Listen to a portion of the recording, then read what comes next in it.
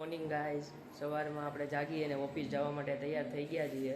સાથે વેદાંશ પણ છે, એ જાગી ગયો છે. Vedansh, good morning.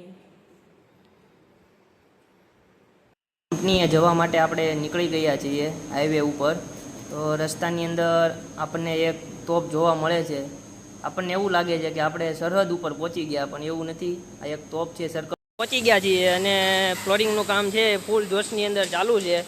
સરિયાને એવું બધું પથરાઈ રહ્યું છે.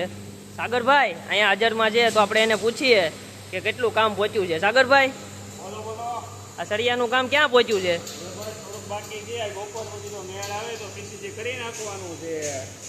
અને આમાં સરિયાનો કઈ સાઈઝનો યુઝ કરવામાં આવ્યો છે?